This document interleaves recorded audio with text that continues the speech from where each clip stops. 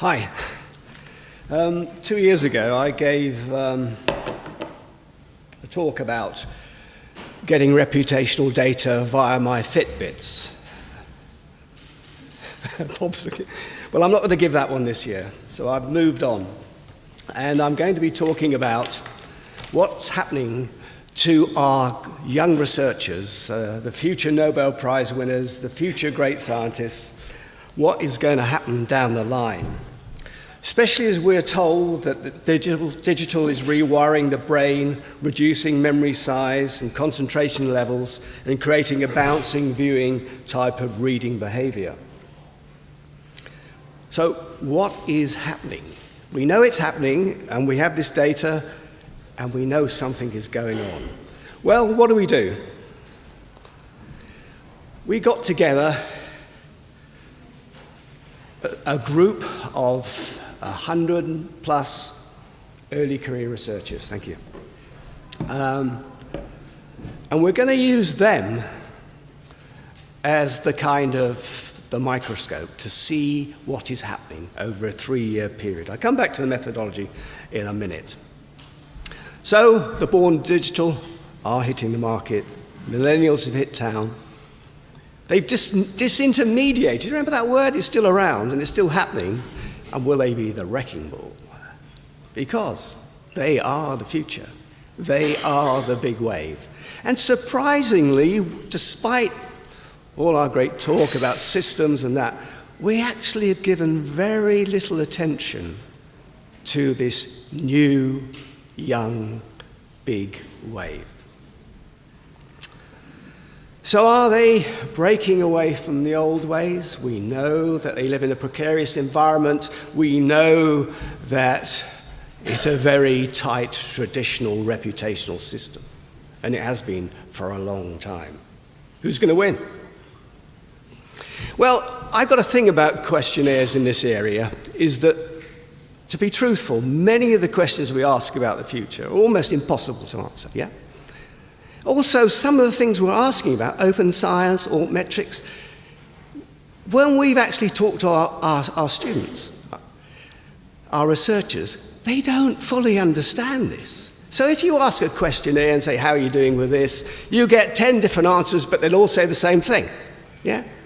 So I believe that actually survey fatigue, we know that too, plus the difficulties of asking about future, of change, what will happen in the future, is creating poor quality data, yeah? So, working with a publishing research consortium, publishers interested in what is happening, we decided to do a 3-year longitudinal study, yeah? Which was creating a panel, going back to that panel, asking the same questions, and then the following year asking those questions again.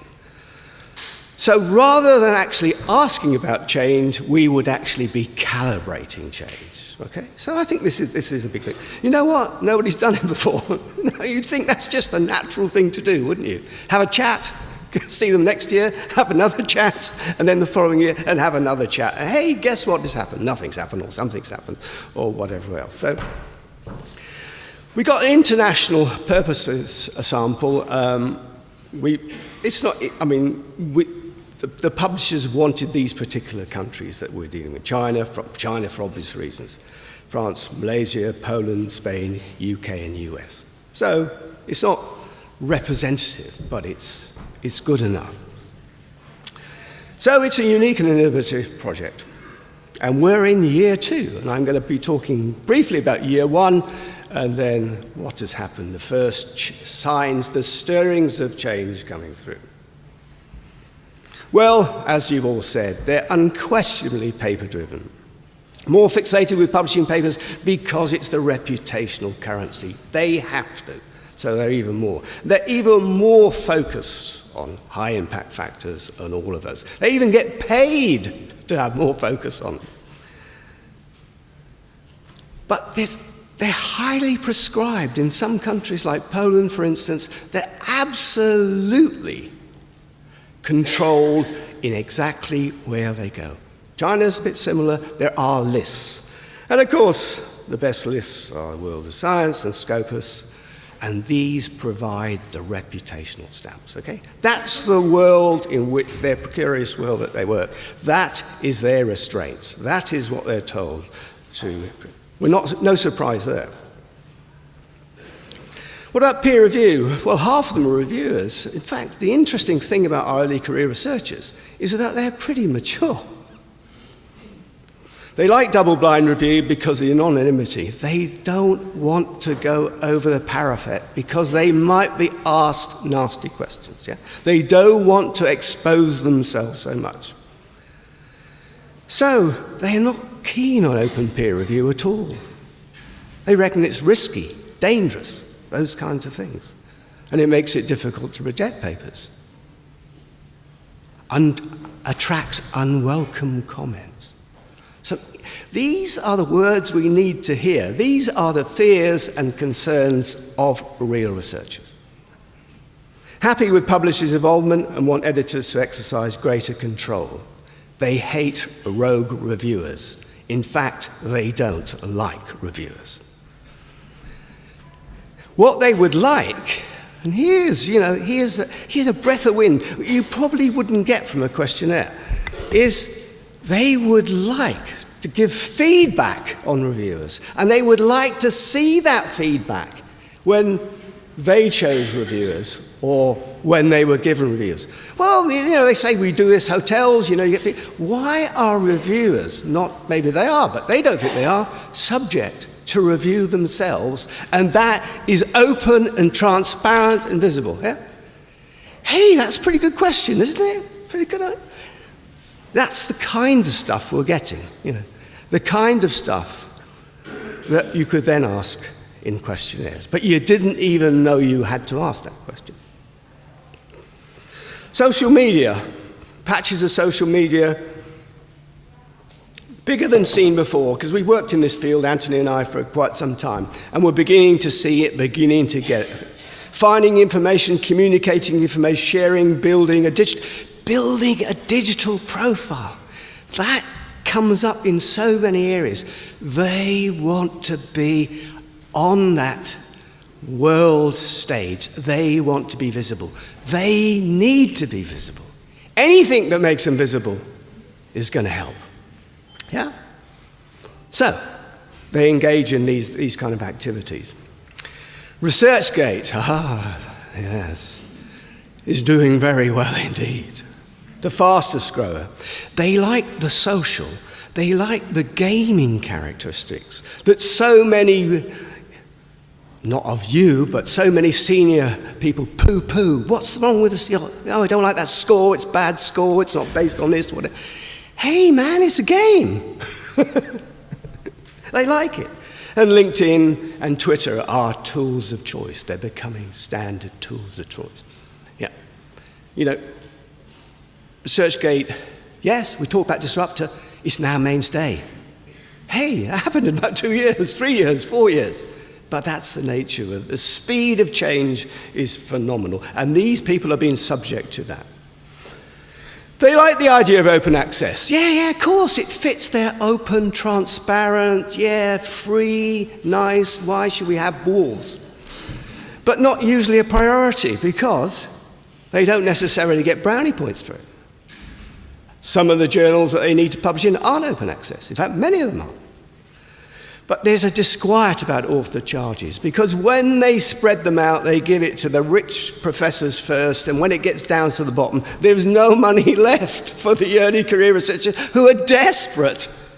Hey, what about me? Shouldn't I get fed the money first?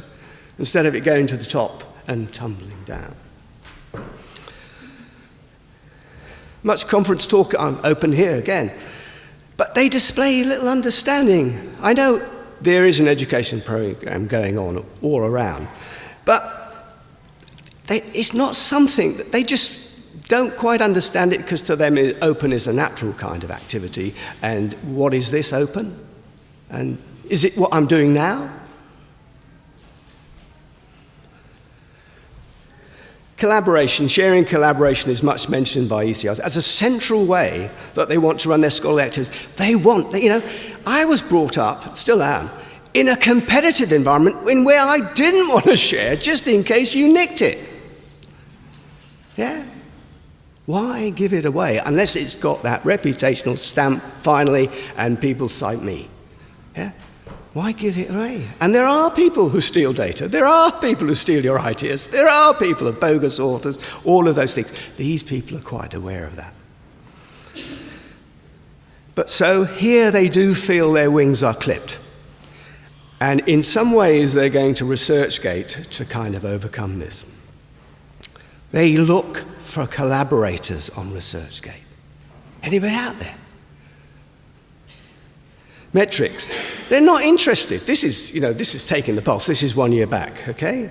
They're not interested in alt metrics because they don't get any rewards for them. Why should they be? There's a short life. Transformation. So we did ask them, because I thought, these were conversations that lasted an hour and a half, either face-to-face interviews or over Skype, many conducted by Anthony over there. And you could talk about these things. You could go around the block, really. ECRs see opportunities to change, but cannot take them, as they have no opportunity in an insecure, busy environment. Also, limited opportunity to change, as shackled to a reputational system. However, we have moved on to a situation where there was no idea about change and what to do about change, and they just railed against it. Now they're beginning to come up, or this was last year, they're beginning to come up with ideas. This sense of preoccupation on publishing articles, getting in the way of doing science, all the energy is going on, and you know how long and how much effort it is in just getting an article published. It takes forever. I do a lot, ever. And they feel they could be doing better things. Yeah? But they can't, because the reputational system says. Stuffed. Changes. Okay, so this is second year, this is this year, this is what they're saying. Now, I used to say an internet year is only 7 weeks. Just to get away from this concept of, the seasonal year. What is a year in a digital environment? Anyway, going back to them, they're much more experienced. They're much more informed, and they're much more calculated. You could say maybe we sowed the seeds, that's possible. But also we feel that they've been exposed to institutional changes, EU directives, and all of these things, which are coming thick and fast. They're very keen, and they're very adaptive. When they see that something they did is actually not going to make a difference for them, but something else could, they will surely grab that. What about the biggest changes? And in fact, these slides will be made available on our website and on the conference website. Right at the end is a detailed analysis of change. And here I'm just going to give a verbal one. Well, the biggest change in their lives occurred with jobs, careers, and mentoring, as you would expect. Turbulent world that they live in, constantly looking for work, keeping projects, getting new directives from their funders and so on. But once we've overcome that, the biggest change is 1 year on, we've still got another year to go, our online communities use.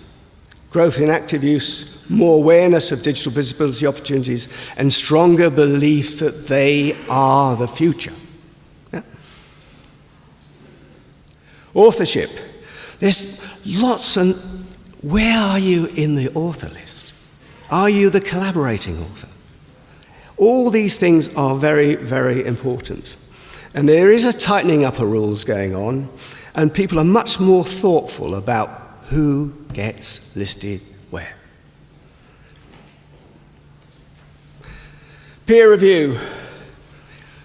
They're getting, because guess who gets a lot of the things to peer review? Early career researchers, because their bosses give them the job, yeah?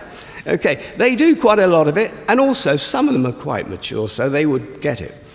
But they're getting, because of the demands on them, they're getting much more selective, and are actually beginning to get proactive in actually tapping editors of journals that they rate on the shoulder and say, hey, you know. Open access publishing, yeah, it's becoming more accessible, but why acceptable? Largely because of the alleged benefits of greater outreach. Oh, that's what they want. That is great. Increased citations, that's what they need, because that gets them up. And imagined speed of publication, which is also what they need, because they might only have 1 year. They have to do it all in a year or 2 years. There is more interest in alt metrics now, and they are considering the reputation and visibility benefits. Greater social media use for the dissemination and outreach. They love outreach. Yeah? That speaks to them. They feel that they are suffocated by, you know, they need and want to reach out more greatly. That fits their natural stuff. What's relatively unchanging? Well, attitudes to libraries, attitudes to open data, they haven't changed in that year. Country differences. Yeah, there are country differences. Quite interesting cultural differences. Malaysia, China, and France show the most widespread change. Spain is a case of stirrings and small change.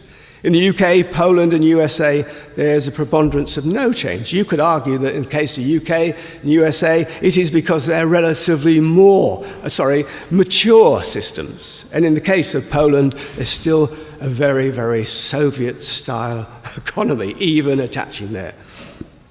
Disciplines. Well, there are differences, as you would expect, in the behavior and attitudes of scientists and social sciences, but no real differences in the scale of change.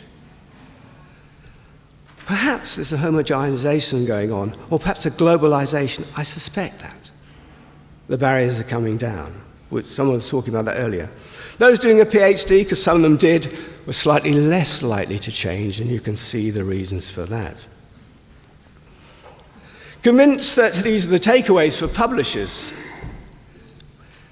Convinced that publishers-run journals are going to be the central form of communication in the future, and they can't see that changing at all, but worried that publishing papers is getting in the way of the pursuit of science. And will anybody ever do anything about it? Probably not. When it comes to formalized publisher-compliant automated system for sharing ECRs are split, those that are against come from OA disciplines. They rate publishers for their objectivity, quality of their journals, and for managing peer review. But they actually know very little about publishers. They know about journals, but they don't know about publishers. I'm sure there's something there. Peer review cannot be improved without compensation. They would say that, wouldn't they? They haven't got much money, they need the money, but they feel that you're going to have to pay up at some stage to get a better system. Good selection matching review is more important than the type of system or who manages it. This matching, they don't like it. It doesn't match. Mega journals, specifically PLOS One, seen as a quick and non-selective. An innovation seen by some to be waning. Hey, I thought PLOS had only just come around. It's already waning, according to them. Most common criticism made against publishers is that researchers do all the most value-added publishing tasks for free. That does seem a bit hard, doesn't it? ResearchGate, pure player, yeah? No publishing antecedents. Once disruptor is now a pillar of the scholarly communication. Look at this. Some use it as their scholarly dashboard or home page. It's all there. ECRs like social, busy, and interactive spaces. They feel comfortable. Like ResearchGate. Publisher offerings may look monastic and parochial by comparison. This is a while back. But we did some work with a publisher's website, and the researchers came out and said, it's very quiet in there. In other words, there was not enough push. They were all doing the hard work, pulling. Not too keen on that. Scholarly communication always been the subject of gaming and ResearchGate. It is. It's about gaming. Whether it's citations, whether it's all, it is gaming a score. We don't like to say those words, do we? It sounds tack. But it is gaming. Gaming is already going on. Now it's moving into another stage. And who's going to hold that back? Nobody. Yeah? Reputational. Fitbits. Tells you every few minutes, hey, somebody else has cited you.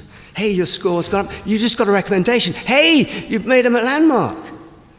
Because you get your little emails as you're running around the place. Hey, have you ever imagined real-time reputational data? No. It's there. What's it doing to people? It's working. It seems to be. We'll have to go back next year. Returning to the question that we had at the beginning. How are we doing for time? Okay. We've already identified some significant changes and still have a year to go. One of our team reckons that it's the small changes that are really important, because this is prophetic. This is a sign of bigger, deeper, and structural change down the line. Virtually every one of our scholarly activities, which you'll see in the appendix, had changed. Yeah? Somewhere. Some changed a lot, but most had changed. 1 year. Well, a lot depends on whether ECRs take their millennial beliefs in sharing, openness, and transparency into leadership positions. Good numbers are moving to permanent posts, so we should know more next year. So some of them are actually getting full-time jobs. That's the team, some of whom are here. And that, if you go to our website, you'll find many more of those showing you the degree of change. And you can see we asked about every single scholarly activity we could think of in our 1.5 hours. So everything is there, I think. So we are feeling the pulse. Thank you very much.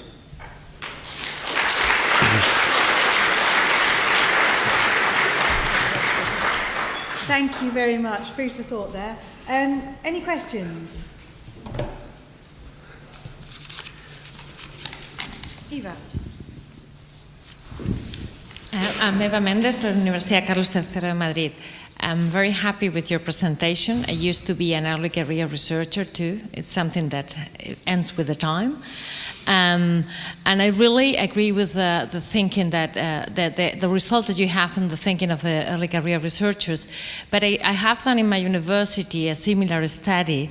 I want to know if you get some results or some insights from the students about how they consume information, because this is something like how they publish the research.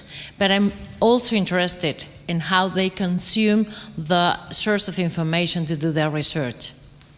Ask Anthony, he's there.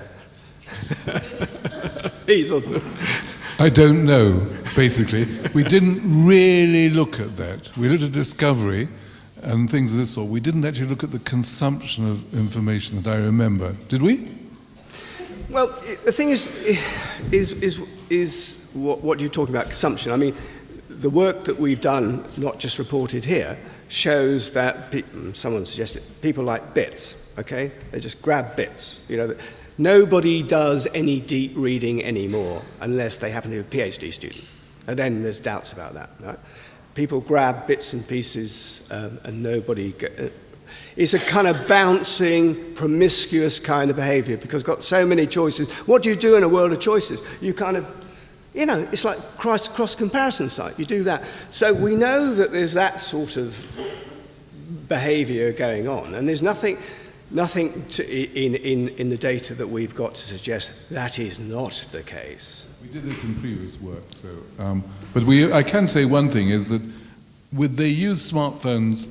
Most of them use smartphones quite a lot, but they don't do it by preference. It's because it depends where they are. If they want to do serious reading, they will do it from their desktop, or presumably they print out stuff. We didn't ask them that question, but they do certainly not consume most reading tasks on smartphones.